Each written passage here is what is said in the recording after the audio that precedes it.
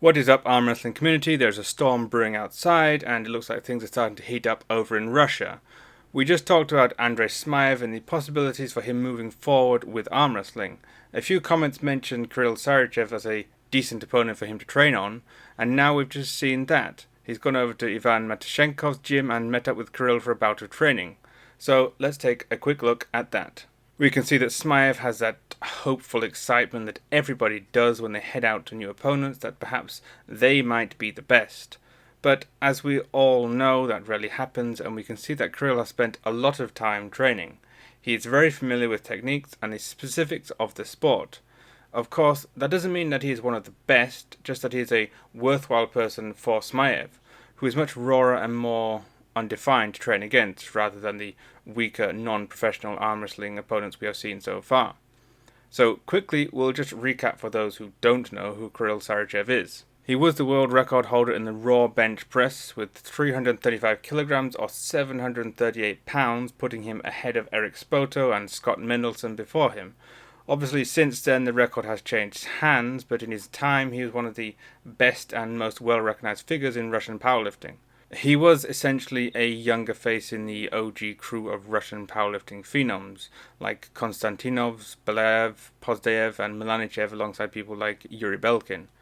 In one of his competitions in 2013 at Hobart, Australia, he arrived after having been stabbed and still managed to compete successfully. And then he went on to hit records in the powerlifting total and also created the WRPF, which is why we now have people like Yuri Belkin on such a tremendous display. So, technicalities aside, he's a pretty strong guy overall. So, potentially, if Larry Wheels hasn't abandoned it entirely, Sarychev, Smaev, and Wheels would be a very good group of promising athletes to play around with each other. But just as we all expected, Smaev is not quite technically sound enough to hold Sarychev at bay. Instead, we have Kirill in the captain's chair and Smaev holding on for the ride. Kirill is clearly working very diligently towards improving in this sport. He has assessed his weaknesses in not training the initial ready bang of a match, which is something that a lot of people who do train but only train slow, static styles fail to prepare for in an actual competition. Being strong is excellent, but if someone is able to speed right past that strength, then you have a very limited window in which to engage that strength between the start and the pin.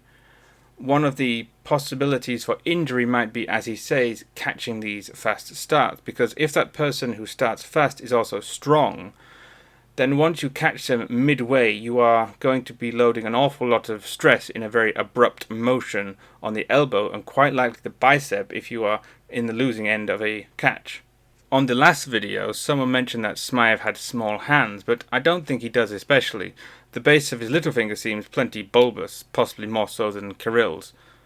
Smaev is very bicep focused, which makes sense considering his background, but if he can get some more table time against people like this, then we might see him improve drastically in quite a small amount of time.